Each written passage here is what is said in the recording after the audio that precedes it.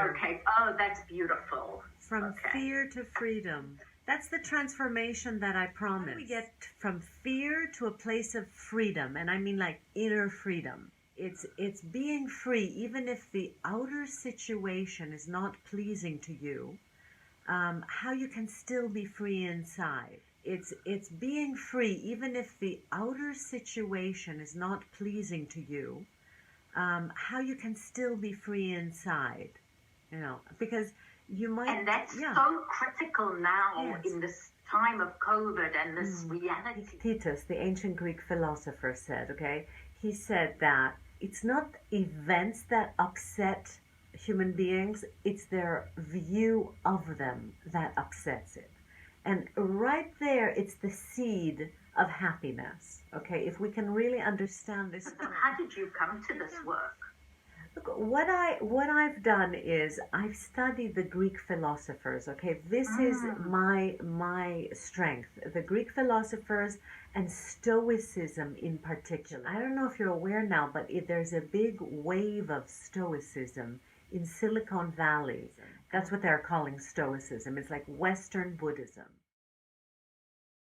Stoicism is a philosophy that was born in Greece, but the Romans fell in love with it, and the Romans developed it. Marcus Aurelius, Seneca. You know, the word to be a Stoic means to be emotionally and mentally resilient. Philosophy is about questioning yourself. This is what the Greeks sort of invented, self-questioning.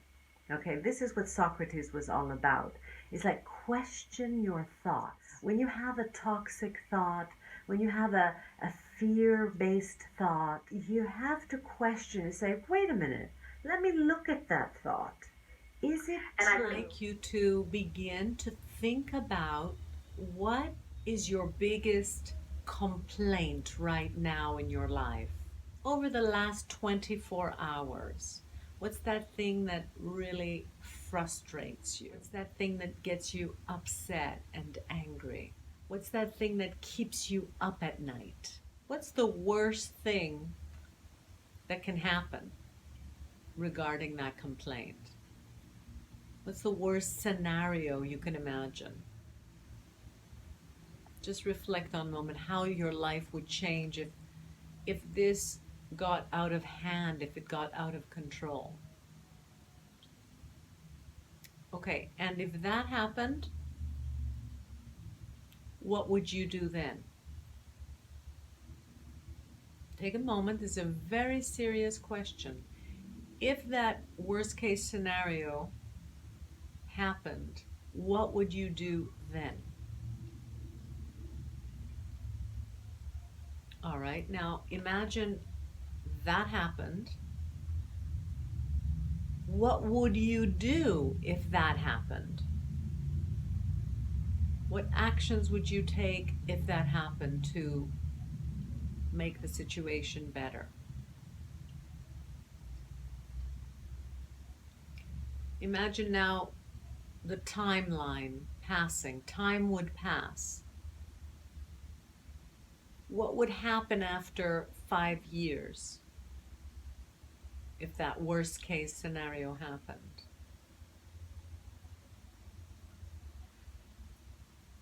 I'm just going to give you a little time to write down your notes. And what would happen after 10 years to you? And what would that mean about you? What would it reflect about you in particular? Okay. Now imagine another 10 years. So that means 20 years would pass. What would that mean about you?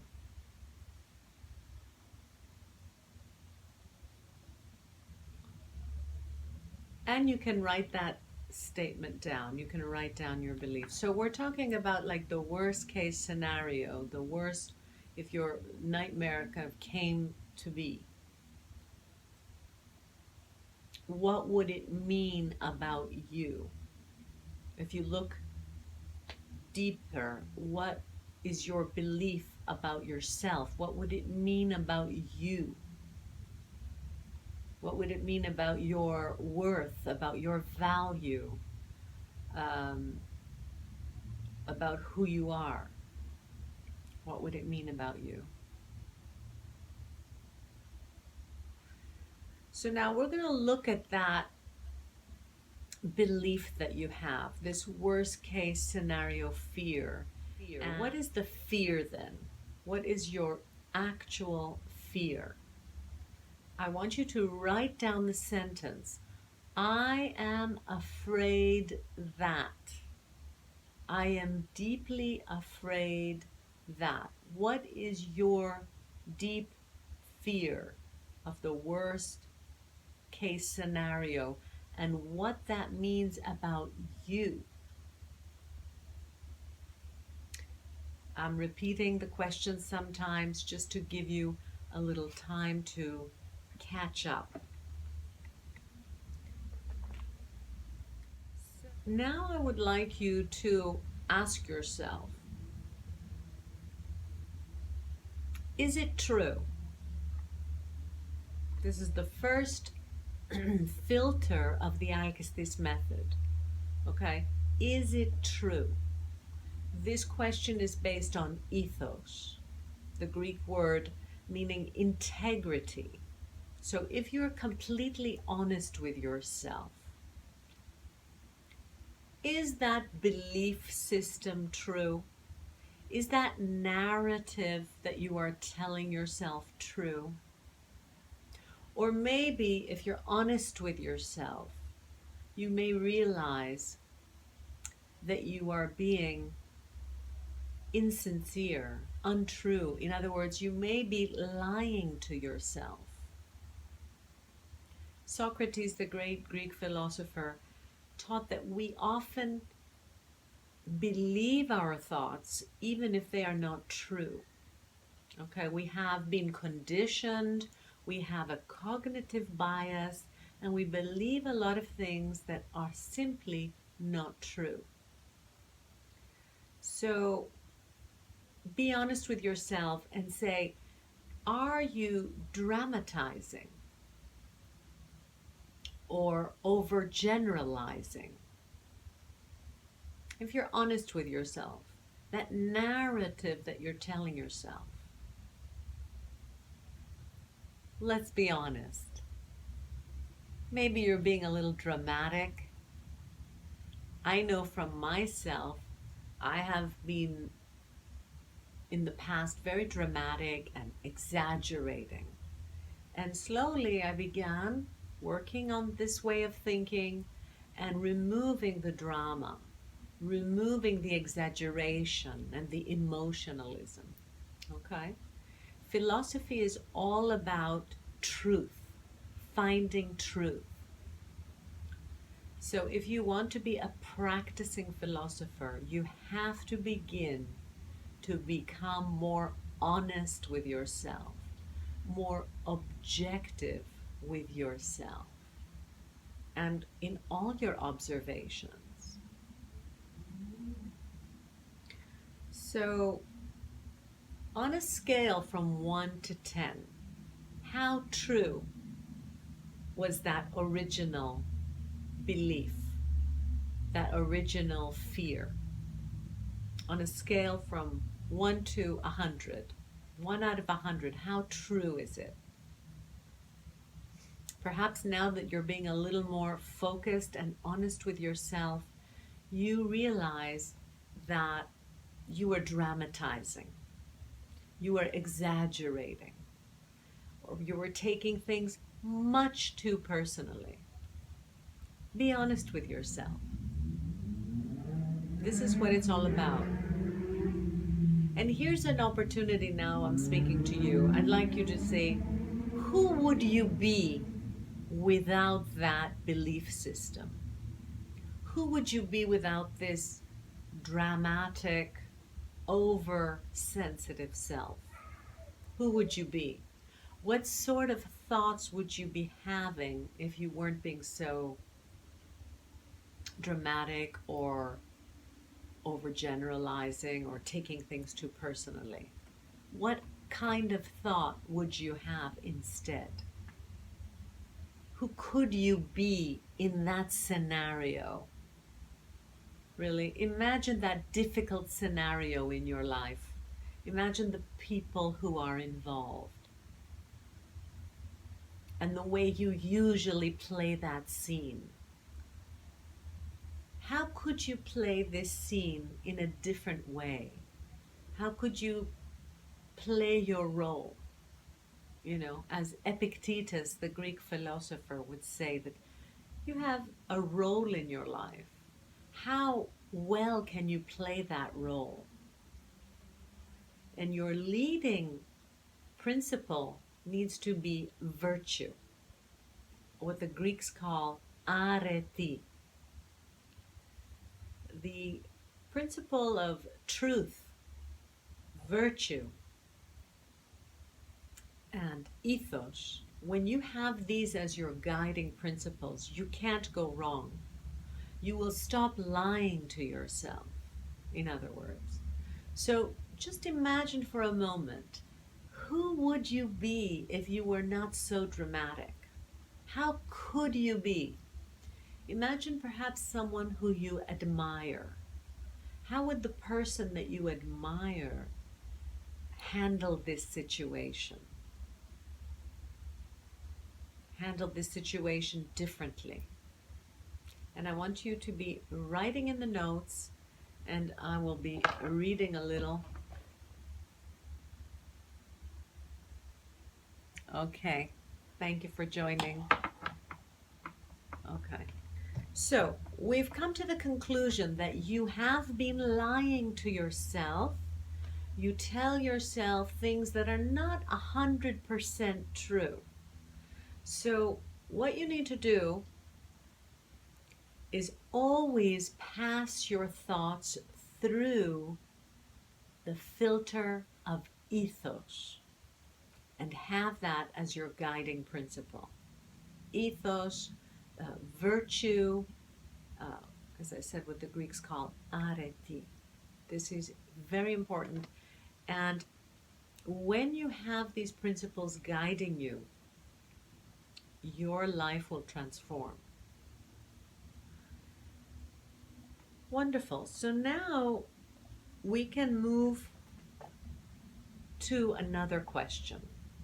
When you have this limiting belief, when you play this narrative in your mind over and over again, is it kind? Is that a kind thing you're doing to yourself? Just putting yourself down,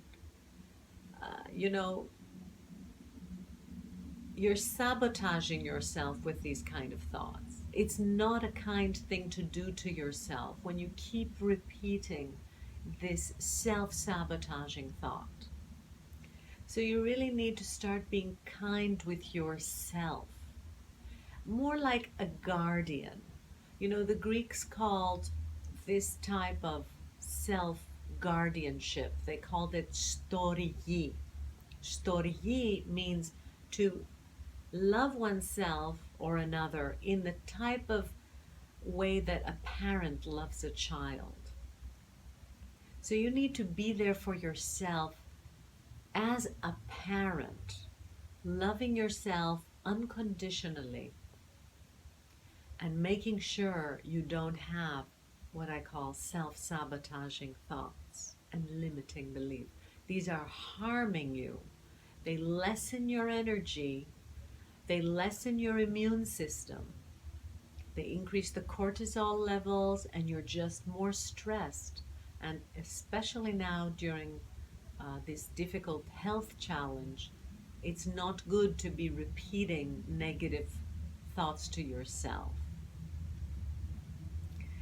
So now let's look at how you're treating the other people who are involved in the drama. Are you being kind to the other people in this story? Or are you limiting them? Are you labeling them? Plato, the Greek philosopher, said that we should always treat other people with loving kindness because they are suffering from some great burden, that we cannot fathom, we cannot imagine.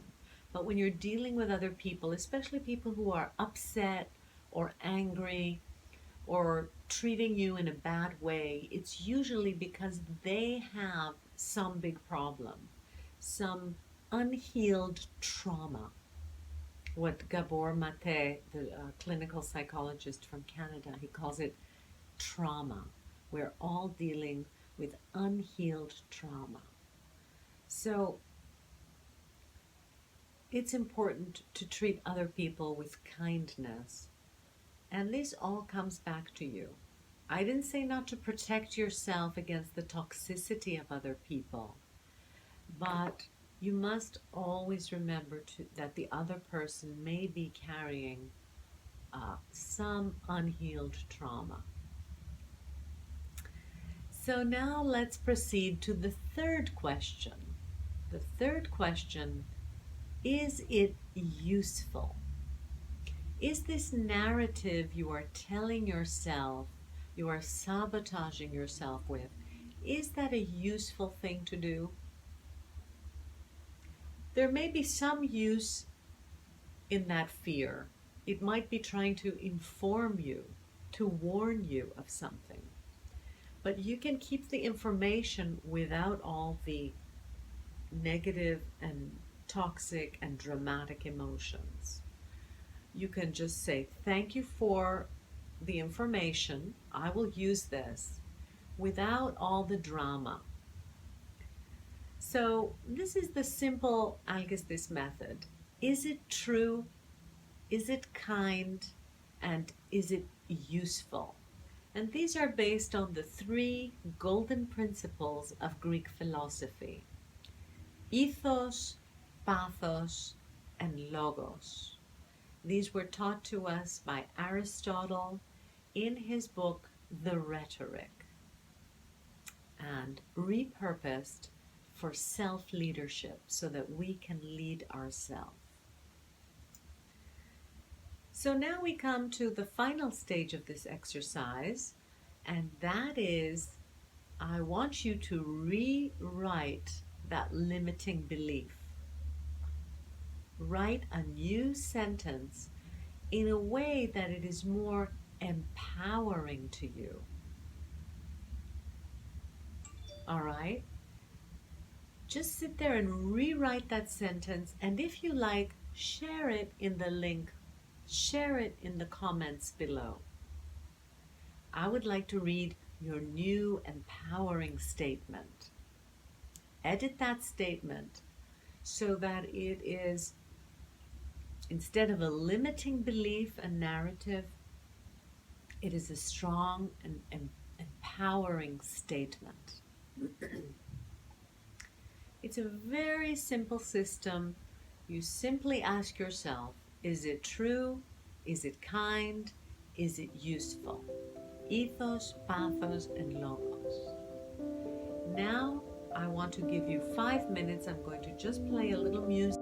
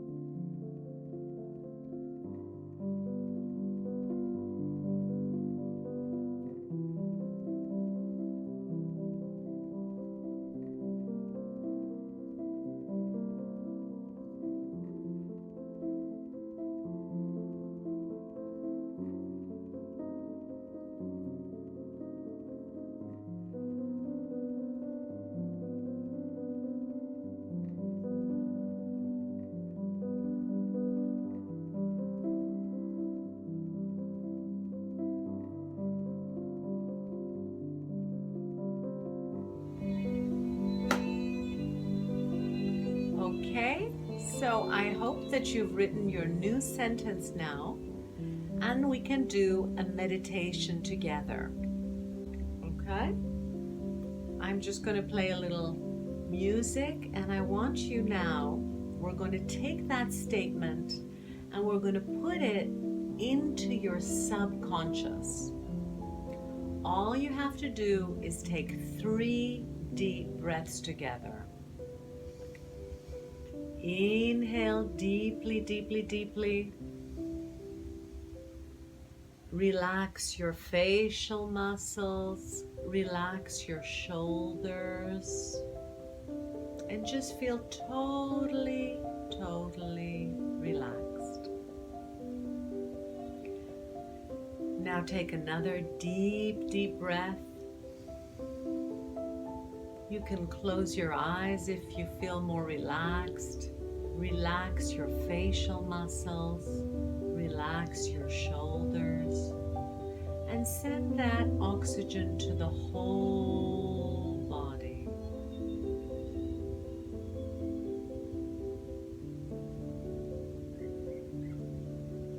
And one more deep breath.